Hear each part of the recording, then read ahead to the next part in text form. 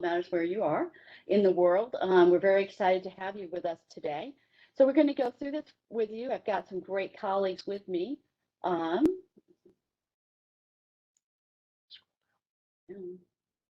Give me just 1 second. We're just making sure that we are all set to go here.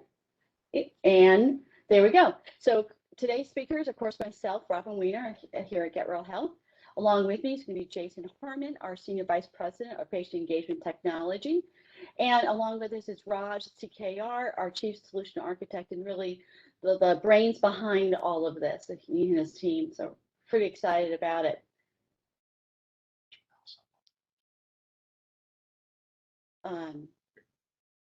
So today's need, what has happened in the world as we're looking at this, we realize now that the vaccinations are finally coming out and people are also being able to get tested for COVID, it's created a really urgent need for people to be able to carry verifiable vaccinations and really maybe not have it just as a paper copy.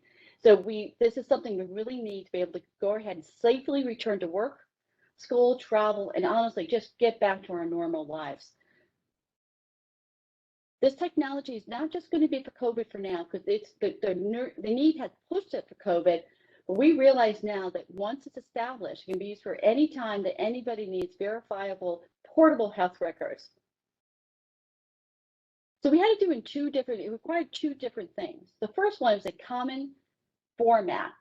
So we've worked with the Vaccination Credential Initiative with really the top technologists around the world to create the smart health card framework using FHIR.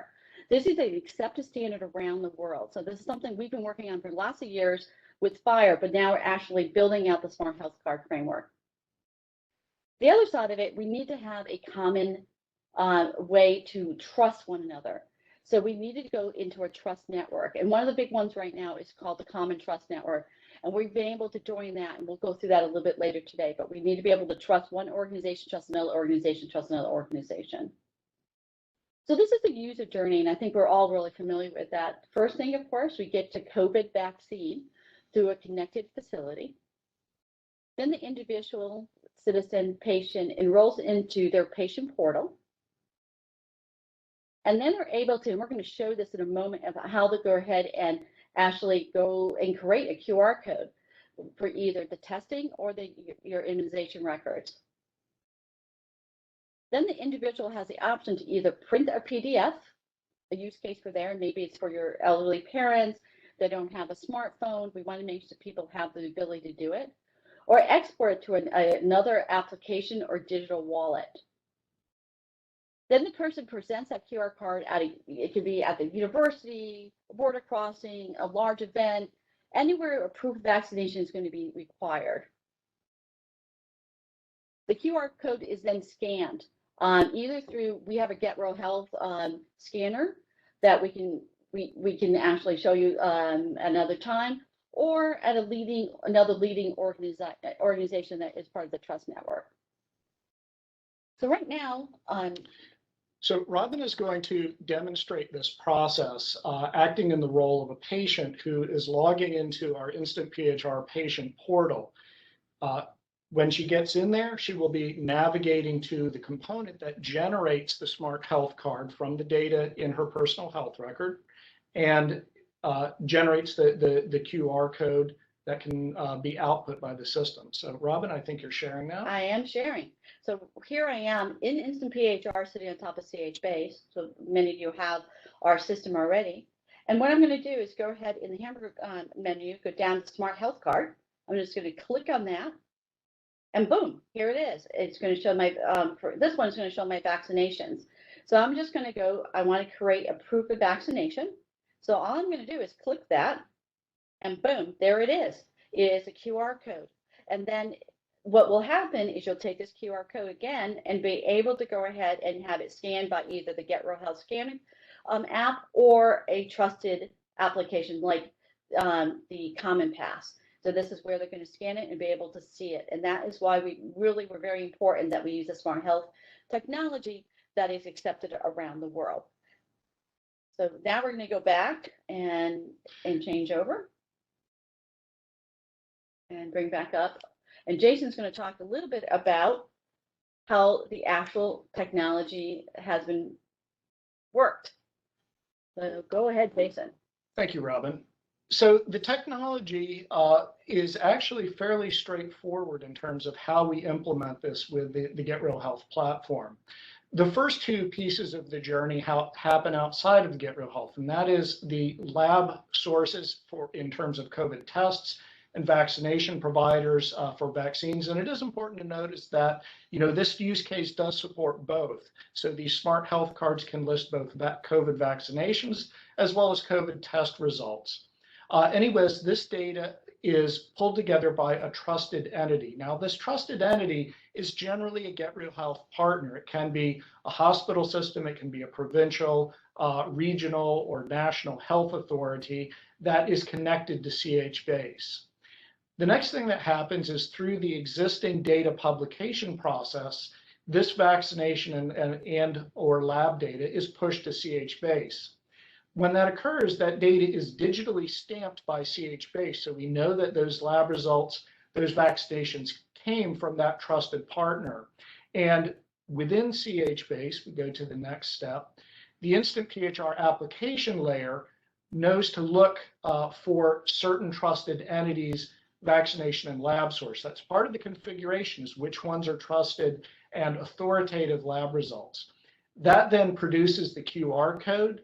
That QR code contains a couple of things. It contains the smart health card, vaccination and test result records, and also the patient demographics, the things that are necessary for a recipient to know who that data is and what tests and vaccinations were done. That card is also digitally signed so that it can't be forged by any party. It's signed by a certificate that Get Real Health or our partner that is operating the platform has. And then finally, the QR code can be output into a PDF report. So if you want to have a paper copy, if you're going to be someplace where you don't know that you can access the platform, or saved into a health wallet or application of your choice. Jason, I was going to throw something in security-wise. I think it's really important to talk about that this information is really being generated by, it's patient controlled. Yes. Can you talk a little about that? Yeah, so this process is completely under the control of the patient. So the patient controls what data they allow to go into their CHBase record. They can't change the data, meaning a patient can't input a vaccination record and have that trusted on their own. But they're the one who's in control of whether or not this smart health card is generated and what happens to it after, where it goes afterwards. That's always at the patient's discretion. If they don't want to participate in this, they don't have to. But they always have that control over the process from the point that they go into the portal and generate that record to what happens to it afterwards. Thank you, Jason. I know that's a question that a lot of people have out there right now about the privacy of it. So a couple important questions is, how do we know whether a vaccination record is real from the Get Real Health side? How do we know it's not just a manually user-entered vaccination record that can't be digitally verified? Well, there are three things that we're really looking at on the Get Real Health platform. So the component that we have that generates the smart health card has filters that we define to only look for data from trusted data sources. So, for example, a regional, national, or provincial health authority or hospital system that we have a trusted relationship with. Only the data from those application IDs will be listed here. The second thing that we look for is for each of those trusted sources, there can be a set of specific vocabulary codes around vaccinations and test results so that we know that we're only looking at data for a valid COVID vaccine or test item. And then the last thing is we ensure that based on the digital signatures of that data in CHBase, that the data hasn't been altered. We don't want to have a vaccination come in and then another process alter that in some way that would jeopardize the trust. So if we go down to the next record, and this one's a little bit technical, this is actually what a vaccination item in CHBase looks like. And you can see a couple sections that say created and updated. So the created is what CH-base stamps on the item when it comes in. So I mentioned that we're only looking for data from trusted sources. So there's an ID that CH-base puts on for where the data came from. So if it's not a trusted source, it doesn't get listed and it's not available for generation of a smart health card. If it is, then it passes the first test. The second test is that we check to make sure that the item has not been changed by any party. So we look at the updated information and make sure that it says created, not updated. That means that that item has not been modified. And then the last item here is we look for that valid code. So we see down there under at the bottom that there's an immunization item for a COVID-19 test. And you can see the code value is one of the ones that we have configured for that application data source to be trusted. With those three tests met, we know that that data is valid for generation of a smart health card. Thank you, Jason. I think it's really important I mean, some of the questions we've been getting out there is privacy. Where does that information live? Well, the information lives with the patient. And we've done that really through the smart health card participation. So one of the biggest things we've been able to do is really participate with leading international groups. So we did not want to come out there and just build something on our own. We wanted to build it with a team of the top people around the world to be able to do it. So I'm going to go through the three areas that we're partnering. And actually, we've just brought on TELUS as one of our TELUS Healthcare up, the telecom up in Canada as one of our partners too in this effort. The first thing is VCI, and then it's going to be the Common Trust Network, and then our relationship with Microsoft. So let's talk about the VCI a little bit. This is super important to understand this group of people that have come together. There's over 700 companies as of last month that have joined this effort. So really the top companies in the world are all working together to make sure that we have defined a smart health card framework. Super important. Is something we want to be able to do that we can connect into multiple different trust networks out there. It will support any health data, not just COVID vaccines. We talked a little bit about that, and not just the test results records. When we're first going out, that is the most important thing, and that's going to get us back to work.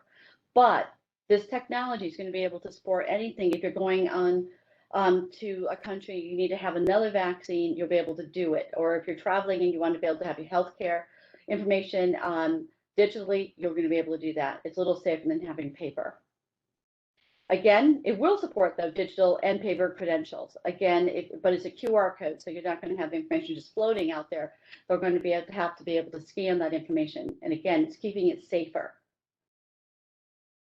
It's supported by, again, some of the biggest trusted networks out there and many of the leading health data organization and technology companies. You can take a quick peek at this. This is kind of the board or the steering committee of the VCI. So really the top companies out there. And they've been at this for a couple months now. And we're felt honored to be part of that organization. And not just us at Get Real Health, but our parent company at CPSI also. Here we go. Next, I'm going to talk a little about what the Common Trust Network is. The Common Trust, we are a member of that network. The Common Trust Network came out of a nonprofit called the Common Project. The Common Project is a nonprofit out of New York and Switzerland, and their ultimate goal is to use technology for the good of the world. And they have partnered up with the World Economic Forum to go ahead and create this really important Common Trust Network. Some of the biggest countries in the world are already joining: Japan, Hong Kong, some of the European countries. We've got, again, down in New Zealand and Australia. So we've got a lot of great groups coming in, the U.S. Common Custom and Border Control Protection. So now this is where we talk, they say, do they want to do this whole Common Trust Network? This is where I trust you, like Get Real Health Trust, TELUS, and TELUS Trust Alberta. Well, it goes from Common Trust to Get Real all the way down. So that is really the network. So as you look here, you can just see just a tiny handful of all the different organizations that's part of it. And it's really, this one is really focusing on being able to get back out there and travel again, which I think everybody is ready to do. If I can just add a quick comment on this. For clarity, the Smart Health Card standard allows us to take this information the vaccination and test results and data, and digitally sign that in a QR code. So any application anywhere in the world can read that and know that it was signed by someone called Get Real Health, or whatever our partner's name is, can be the signatory of that. What the Common Trust Network was really doing is allowing some organization on the other side of the world to say, well, I know it's signed by Get Real Health, but who's Get Real Health? Yeah.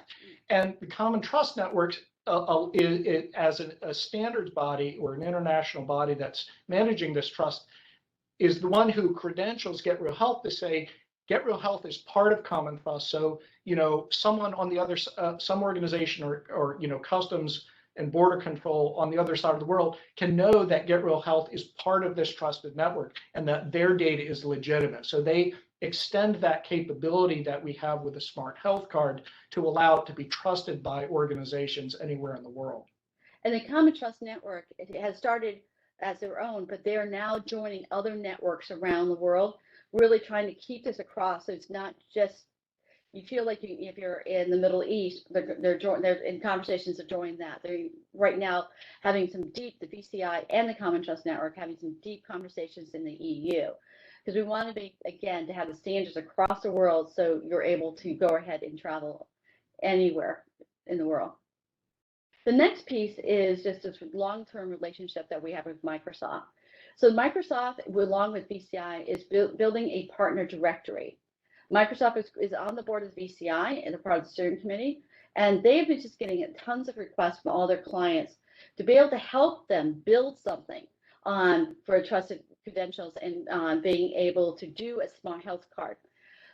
Something that we're going to be working with them on, and we're going to be building just a very lightweight way of doing that. So it's really super simple, maybe just a couple of widgets to be able to get out there and be able to repeat this for their clients to get them started and then hopefully expand from there. But we're excited to be part of the new Microsoft VCI directory. The directory will help, again, Microsoft connect with their clients and VCI actually for that with trusted smart health card experts. So this is something we've been able to work with them on. And based on our successful collaboration with Health Vault, back in the day, we were one of the first launch partners for with Health Vault. So we have a lot of experience working with a program like this. And then along with that our participation with VCI and the Common Network, they really had a very, very exciting and positive impression of what we built as our prototype. So they've asked us to be the first partner to go ahead and do that. So we're really excited about it. We're looking forward to honestly help people be able to do this and get their different groups out there. A lot of universities here in the United States already are requesting some support here because they need to get their students back in. So this is just another way of partnering with us. And then, as I mentioned, our new partnership with TELUS Health, which is the largest telecom up in Canada, and being able to bring some of their clients on board on this. This is all very fluid. I'm going to let you know. I mean, every single day we learn a little bit more, right, Jason, Absolutely. of how to do this even better. So you'll see probably some more coming down, but please take a look at our website. You'll be able to see another demo of actually that demo shows utilizing the scanner on the other side, so you can take a good look at that. But we're excited to be part of this really important program around the world. And Amanda, with that, here we go. Do we have any questions? Yeah, please, anyone, if you have any questions, you can submit them through the Q&A box located in the right-hand corner of your screen. So we actually finished a little faster than we expected. So if anybody does have any questions, please let us know. I think the most important piece for us right now is really, again, explaining that we've got the technology, it's ready to go. It's been tested, we've got real data pouring through it, and we are hopefully going to be getting this out with a couple of our clients within the next month. But also, we look forward to helping you get your clients and your patients and your citizens to the next level. So we look forward to hearing from you. Yeah, Robin, I guess I see a few questions kind of asking the same thing here about who exactly you would want them to reach out to for next steps. I would say probably myself for right now at robin@getrowhealth.com. And we can start there, or Jeannie at getrowhealth.com. But I think that's where we want to get started, so we can kind of filter it in, and then sit down and have a real conversation about how we can go ahead and get you started and get moving along. I would say that it's important on speed, because we want to make sure that we've got, I know here in the US, vaccinations are rolling out very quickly and people are starting to travel. We had the biggest travel weekend this past one, then it has been in about 15 months. So I think 15, 16 months. So I think the quicker we reach out to us, the better it is. And also part of it is the more we have conversations, the more we learn to really define this in the right way. Yeah, and I absolutely think, as soon as you reach out, we can go through both, the business and the technical considerations. Based on your specific use cases and needs, we can identify if there are any, factors or obstacles that need to be addressed, and, get answers to those questions very quickly to you. And the nice thing about it is we do have the support of the VCI and the Common Trust Network at Microsoft. So if you're in a government and you're trying to convince them to get to that point, they've had offered to be really to have our backs and support us in those conversations. Awesome. Yeah. And actually, we have another question here submitted from Europe. There is an EU digital COVID certificate. Our government is developing a separate app. Is that also what you see in other countries? We're seeing some of that in other countries. Some of them have tried. Japan went ahead and tried and then decided that it made more sense for them to be part of the Common Trust Network and to use the Common Pass. In the EU, it's interesting. They're doing their own.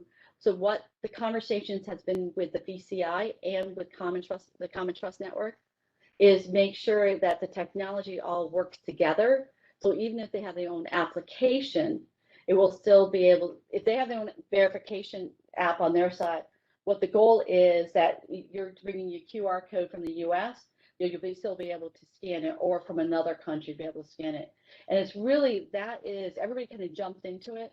And what we're starting to see the trend is we all jumped in, but now the bigger organizations are having those conversations to make sure that the technology all works together. So it doesn't matter if you have an application from Get Real Health or the Common Trust Network or from Epic or Allscripts, that it's going to be able to be utilized in all these different countries and be able to do it. Or if it's coming out of NHS, the same kind of thing. If you're coming from Europe over to the US, it should be able to be scanned if it's on the right smart health technology. Yeah, I would also add that, some of these regional or national specific proprietary vaccine credential initiatives have some inherent limitations. And I think that will be highlighted very quickly.